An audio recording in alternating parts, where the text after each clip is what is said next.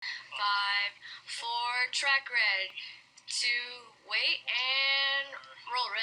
First and 5, from the University of Florida's College of Journalism and Communications, you're watching WUFT News.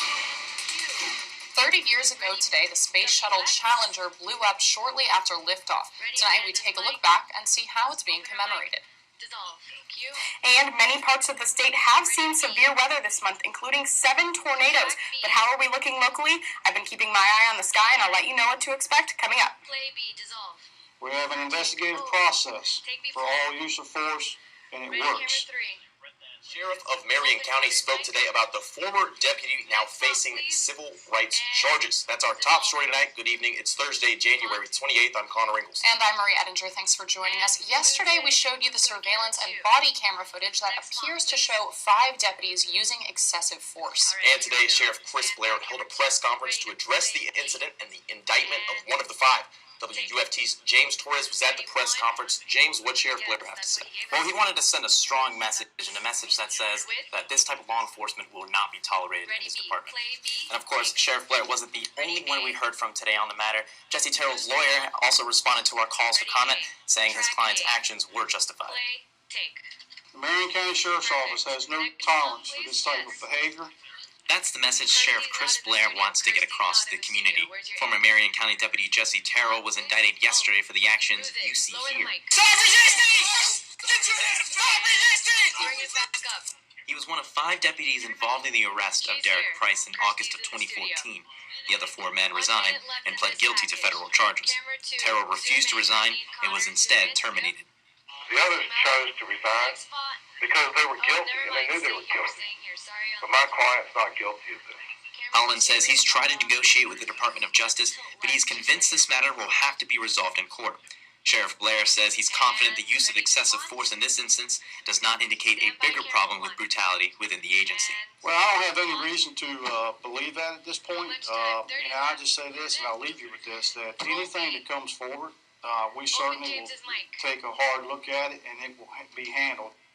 Now, Derek Price will be represented in court by Michael Barrett and Kevin Cork in court. Jesse Terrell will be present at a federal hearing in Tampa next Thursday. Thanks, James. The Gainesville Police Department held a town hall meeting last night to discuss a host of issues in the city. The primary concern of the night, GPD's reorganization. The decision to reorganize GPD's administration was made following a series of internal issues, including theft and sexual harassment. Chief Jones announced the department will be adding a second major to serve as inspector of the agency and manager of internal affairs. GPD will also consolidate its personnel unit within the city's Human Resources Division. This is just phase 1. I can assure you that there will be some more changes within the police department as we move forward in this year. Violent crimes, including rape, robbery, and homicide, were discussed as well. In the last 3 years, reported rapes increased from 68 to 102 and then 115.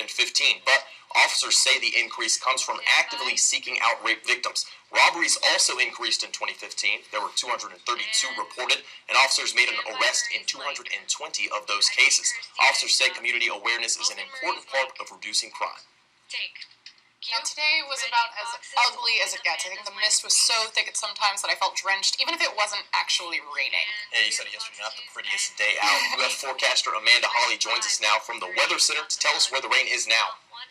Well, light to moderate showers have finally made an appearance on Storm Track radar this afternoon. We're not expecting as much rainfall as we originally forecasted earlier in the week, but certainly some moderate shower activity down in Ocala right now. A line of heavier showers making its way through Alachua County and through Stark, but not too much other than that is going on. I'm not forecasting any more thunderstorms for the rest of tonight. In fact, just a large area of moisture in the Gulf of Mexico has finally developed, and it will continue to make its way onshore through around 10 p.m. tonight. Then we're going to start to dry out. The clouds are going to start to clear out, and much cooler and much drier air will start to filter into north central Florida by your Friday morning. Now, coming up, I'll tell you just how good this weather will get and just how long this cooler weather will last. Back to you. Open your mic. Cue take 2. Thanks, Amanda. Everyone's phones all went off at the same time today. An Amber Alert has been issued by the Florida Department of Law Enforcement for 2 children missing since early this morning in St. Petersburg. Police believe a 4- and 5-year-old were taken by their mother in a gray 2009 Nissan Altima with Florida tag number CPP-Z14, heading north, possibly out of the state. If you have any information, call 911. The University of Florida salary battle is finally over. The UF Board of Trustees has sided with administrators on the faculty pay hike. WUFT's Kirsty Crawford was at the board meeting today. UF's Board of Trustees voted unanimously on a 2.5% increase, denying faculty members the increase they had been fighting for months. The United Faculty of Florida lost the war today when their pay rate increase was denied. UFF officials had asked for a 2.5% across-the-board increase and an additional 2.5% merit pool. 11% keeps being mentioned as the raises we have received over 3 years. First of all, some people didn't receive any, since there were no across-the-board increases. Secondly, that figure is a phony. UF administrators argued there aren't enough funds to meet the UFF pay hike request on a recurring basis. UFF disagreed. The union wanted UF to dip into its reserve funds. The Board of Trustees ultimately agreed UF does not have the funds. Board members say the money in the reserve is set aside for renovations and repairs. But we don't have those funds, so we only keep our little bit of reserves that we have for when something like that happens, because there is no funding for that. Faculty members expressed frustration with the decision, and some said they felt underappreciated. We hope you really do value the teaching that our faculty do. But union officials say they expect most faculty members will stay at the university despite receiving a smaller raise than they believe they deserve. Board members and administrators blame Governor Rick Scott in part for the problem. They say they cannot increase salaries more because Governor Rick Scott won't let them raise tuition rates. All right, thank you, Kirsty. Grace Marketplace and Dignity Village have cut off their clients' Wi-Fi access. WUFT's Ariane Ganwuya joins us live from the newsroom. Ariane, what sparked this? Well, Marie, some of the people staying at the shelter were actually downloading illegal movies that would have resulted in fines for the facility. Illegal downloads led Grace Marketplace to quickly pull the plug on Wi-Fi for its shelter residents and campers at Dignity Village. Recently, someone snuck in a router, and that too has been shut off. We had Wi-Fi originally set up so that it was available for our residents and the residents of Dignity Village. However, we kept getting complaints from our provider that people were illegally downloading movies and things, and because of that, we shut off the Wi-Fi. Computer access is controlled now. The homeless shelter was worried about fines and being responsible for anything downloaded. Grace Marketplace employees say although the Wi-Fi is cut off, residents are more than welcome to use the computers in this computer lab, as well as the Alachua County Public Library. We provide a computer lab from 9 a.m. to 9 p.m. 7 days a week that people can use for job searches or connect with family or friends and to basically do any of the things that they would need to do. Some of the clients told us the computer room was one of their favorite places, a place to read and work. Grace is hoping to renovate one building on campus as a classroom. The shelter operator would like to provide Wi-Fi again, but Grace does not have any IT support or IT staff. The hope is someone in the community with that expertise might donate gear and time and keep things running right. Ariane Gilead, WFT News. Thank you, Ariane. Memorial services were held across the country and even in space today to commemorate the 30th anniversary of the Challenger disaster. What was supposed to be a standard shuttle launch turned into tragedy after the shuttle Challenger exploded while carrying 7 astronauts into space. NASA held a memorial service at Cape Canaveral and paid special tribute to Krista McAuliffe, who was supposed to be the first teacher in space. There was also a tribute from astronauts on NASA's current mission, the crew on the International Space Station. Just take a moment of silence and recognize the sacrifice of all those crew members and how their spirit and their legacy lives on in our achievement in space. After the disaster, NASA's space program was grounded for months during the investigation. WUFT News First at 5 is just getting started. Coming up, it looked like a disaster at UF Health today, but it was all according to plan. What the hospital was doing and why, right after the break. Plus, the CDC is concerned about Lyme disease and says North Central Florida should pay attention. We'll have more on that in our health news segment coming up. And if you don't like this cold, rainy, misty weather that we've seen over the past couple of days, I've got some good news. Warmer weather is on the way. I can't wait to show you my 6th day coming up after the break. Oh my God. did it! I only have to edit like a little bit of that at the beginning. Stand by. Ready, red, 22. Quiet. Shh. Yeah, just edit out me screaming at you. Alright. Ready, red. What's wrong with prompter? Can you get to the top of the B block? Page up. Oh, I guess that is. Oh. Yes, what's up? Oh, keep scrolling. Okay. Let's put ME1. Let's open mics, please. Medical response exercise. What are you doing? Volunteers put on full makeup and simulated their pain. WUFT's Stephanie Byrne joins us now live in the newsroom. Stephanie, why did UF Health hold this exercise today? Okay, that's going to be me reading. All of it? I think just the first part. I'm going to say the boxes part? Yes, I think. Well, we're about to find out, so. Oh, I'm sorry. Never mind. We're just gonna set it up normally. You'll just dissolve to font. You'll just take font 4 normally there. So ready your boxes as you normally That do. sounds good. And when we need the monitor graphic, just font 4. Do we have the Monvio for? Oh, I'm sorry. This is This is. 30 seconds back. Let's ready camera 3 on air, please. Let's ready boxes first. Do we have Stephanie in newsroom? Is that the right boxes? Put camera 3 in boxes, please. And FS30. Ready red? Is ready? Alright. Camera 4, 3, Newsroom tilt up a little bit, please. 1, roll red. You're watching WUFT TV. Welcome back. UF Health conducted an emergency medical response exercise today. Volunteers put on full makeup and simulated their pain. WUFT's Stephanie Byrne joins us now live in the newsroom. Stephanie, why did UF Health hold this exercise today? Well, Marie and Connor, UF Health holds this exercise at least twice a year. The exercise is to ensure preparedness in the event of a disaster. Roll A take. Looks to be a disaster scene is actually a training exercise. UF Health paramedics and nurses practiced responding to an accident involving mass casualties. Imagine this: an airliner headed for Gainesville hits migrating birds near Paynes Prairie, loses an engine, crash lands on I-75, and hits 2 vans and a school bus. This is a real-world scenario. You know, you never know when a plane is going to burn in somewhere, and in a rural area, and all of a sudden, this little small-town hospital all of a sudden has 200 casualties. Go. Now what do we do? The volunteer patients wore special effects makeup to illustrate the full spectrum of injuries, from aches and pains to head wounds and impalement. We're just going to be the patients. We're going to listen to how it goes down, and this is the first time running on like a rescue call, so we're going to get the whole layout.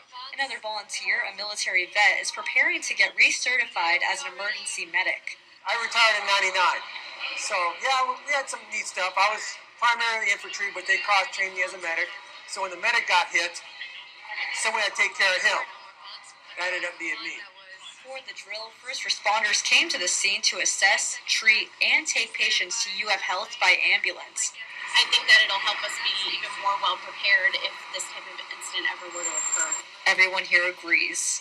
You have to be ready for what if. Between the fake patients, real nurses, real paramedics, and everyone else, more than 100 people were involved in today's exercise. Stephanie Byrne, WUFT News.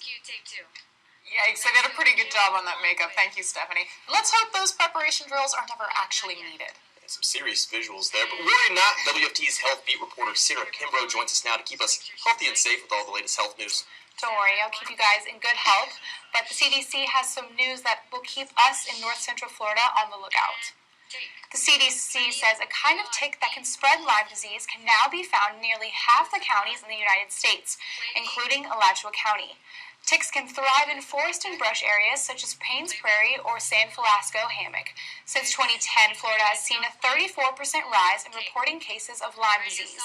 Common symptoms include a rash, extreme fatigue, and joint pain, but the disease can lead to much worse. The biggest effect for me was mental health, and I didn't know about it until... Open her mic. Open her mic. Sorry about that. If caught in the early stages, it can be treated with antibiotics.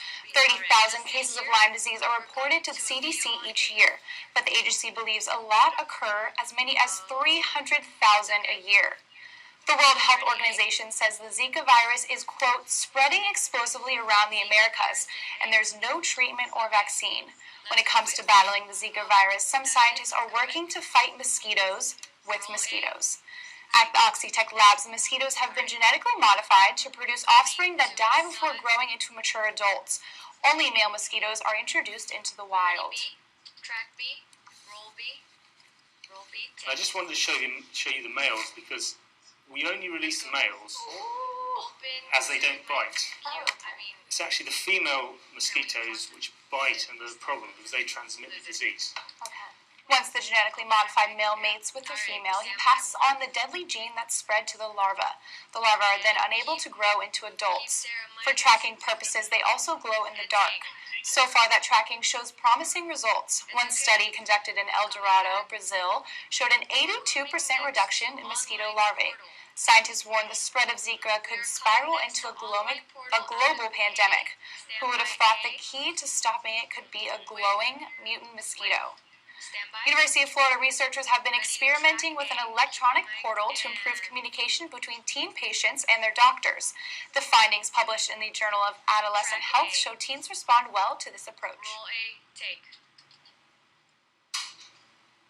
Is this the package out of A? Is this online portal? Is this the Monvio or the package?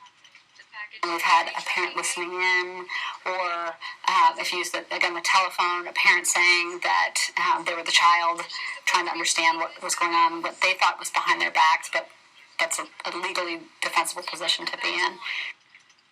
Ready, B in the back. Okay, ready, stand by, and take. We apologize for technical difficulties on that package.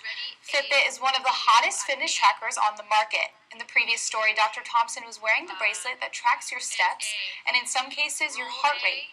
But does the Fitbit really work? This month, Fitbit was hit with a class action lawsuit alleging fraud. According to the suit, 2 of the company's heart rate monitors don't accurately measure your heart rate, and that could be potentially dangerous, especially for people looking to push their heart rates past a certain mark. All 3 mics take. Ready, your boxes for and all 3 mics, please. Now Amanda will tell us about the weather. What? And take 5. Well, we've got showers on radar right now, and showers have finally made an appearance. We were expecting a little bit more at the beginning of the week. However, it hasn't been as much as we have originally expected. You can see here on Storm Track Radar, there is a swath of heavier showers down in Marion County right now. But no thunderstorms are still expected, and this rain really spreads across the entire state of Florida, all the way as far south as Tampa and Sarasota over there, and through Orlando, some heavier showers. The misty conditions Marie was talking about earlier, those showers are actually going to replace these misty conditions. I don't like them either, and it definitely felt misty and gross out there. So there's the rain right now on Storm Track Radar that I just showed you, and I think this rain is going to continue. All really going to start to clear out by 1 o'clock. The clouds will actually have cleared out as well. We'll have a northwest wind starting to filter in a much drier and cooler air mass into north central Florida. And by the time you walk out the door on your Friday morning, it's going to feel much cooler out there. Hitting 48 degrees by 2 a.m. Temperatures not falling very much until the clouds really start to filter out after 1 a.m. We're going to hit 41 for an overall night low tonight, 41 in Gainesville, 44 out in St. Augustine. And there will be a little bit of a wind chill as well, as those northwest winds will be around 5 to 10 miles per hour, making it feel about 5 degrees colder than it actually will be. And now I want to talk about my 3 big things. This is a brief cool down, yes, but it's not going to last long. Brief is the word. Saturday morning is the last time that we're really going to see cooler temperatures until next week, and we could actually see some frost form on your Saturday morning as well. Here in the UF Weather Center, though, we do have spring fever. We're going to have the warmest temperatures of the year so far by Tuesday. I can't wait to show you Tuesday's high. We'll get to that in just a minute, though. After Tuesday, though, we do have a weak cold front on the way. I'm already forecasting thunderstorms could be possible as that front moves through. But for your Friday afternoon, you're going to feel it out there. It's going to be noticeably cooler, 63 degrees for a high, but it's also going to be noticeably sunnier out there with no clouds in the sky. That cool breeze will continue through the afternoon. By your Saturday morning, that's when we could see that patchy frost form with temperatures in the upper 30s and a little bit of leftover moisture out there, just enough for that patchy frost to form during the morning hours. If you're up in the afternoon, though, you're not even going to notice it was there because it's going to be a nice afternoon. Check it out. This is what's overhead right now. We've got a cold front making its way through, and it will finally push through towards the end of tonight, and that's when that rain will be making its way out. But check out the jet stream. We're going to have a more zonal flow, and by next Tuesday, ahead of this next cold front, we're going to have southwest winds. It's going to bring us some much warmer weather for the next 6 days, really, until that front makes its way through the area. But notice, this front is not as strong as the previous ones have been. That dip in the jet stream, much less larger, much less smaller than the previous ones have been. But check it out. Here's the 6 day. I really want to show you it. Saturday, 67 degrees for a high. Sunday, 71 degrees for a high. No rain in the forecast for the weekend. Here's the rain, though. 80 degrees for a high on Tuesday, and that's when that next cold front will make its way through the area by next Wednesday. Back to you. All right, thank you, Amanda. The Florida women's basketball team is coming off a road loss at Missouri. That's right. Florida didn't have its best showing on Sunday, but the team could get back on track tonight. WFT Sports anchor Ryan Nelson joins us now. That's right, guys. The Florida women's basketball team came into January riding a 12-game win streak, but the new year hasn't been as kind to the Florida Gators. They're just 4-3 in 2016. Florida could pick up their 5th win of the new year as soon as tonight. I'll give you all the details you need, and more sports is next.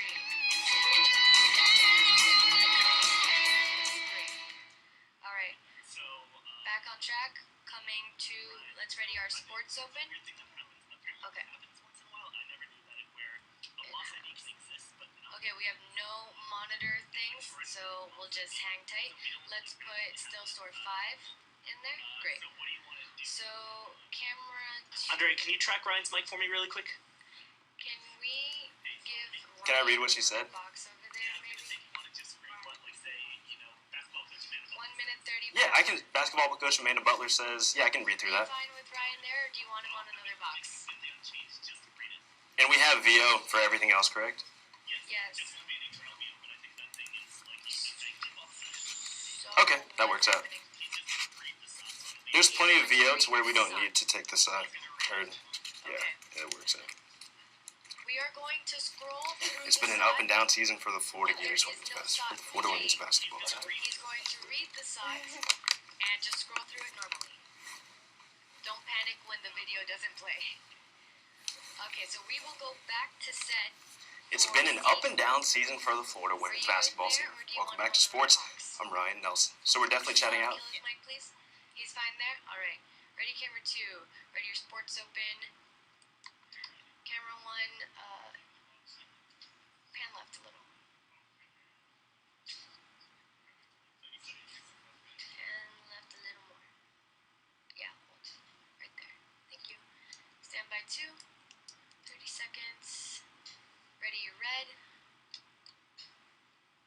Ready to font Nelson in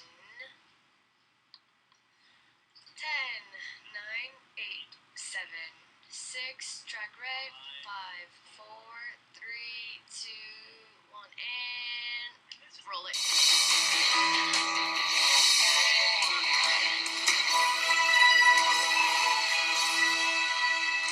It's been an up and down season for the Florida women's basketball team. Welcome back to sports. I'm Ryan Nelson. Going into January, the Gators were streaking. Not so much anymore. Florida was beaten handedly on the road at Missouri on Sunday, but it hasn't been all doom and gloom for the Gators. Florida has had quality wins over Tennessee and trounced the Ole Miss Rebels on the road. Now the Gators hit the road to take on the Arkansas Razorbacks tonight. Gator fans may recognize a familiar face on the Arkansas bench. Former ESPN sportscaster Jimmy Dykes is now the head coach at Arkansas. The Gators are 24-9 in the all-time series with the Razorbacks, but the Gators haven't won a game at Bud Walton Arena since January 2010, back when James Cameron's Avatar was the #1 movie at the box office. UF leads the conference in steals and rebounding and ranks only second in scoring. Florida head coach Amanda Butler knows her team is going to have to play well to get a win in the SEC. And she says, when playing an SEC team, you're just going to have to. Oh, excuse me, we're having some technical difficulties right now. There's they're doing some things well in the country. They do some things that puts them in the top 10 in some category somewhere that is good enough to beat you. And so it's apparently the way that we play, and we'll have to play well at Arkansas. Tip-off is set for 8 p.m. tonight. Well, speaking of the Razorbacks, the Arkansas men's basketball team made some noise heard around the country last night in Bud Walton Arena. The Texas A&M Aggies came into town as the number 5 team in the country and undefeated in the SEC. Let's take a look at the scene in Little Rock last night. The Aggies did some gigging, but it was all pig suey early in this one. Jabril Durham says, pass it back, and splash. He gets all 3 of these, 8-4 Razorbacks. The Aggies go to work. How about an alley-oop to the Flying House? He eats it up. Both teams traded leads all night long. Second half, Arkansas pulls up for 3. Dan Wallhouse bringing the house down again. House shot 80% from the arc. 2.5 minutes left in the game. Arkansas up by 3 when Dusty Hannes heaves up the desperation 3. No good. Texas A&M falls on the road at Arkansas. They lose 74-71.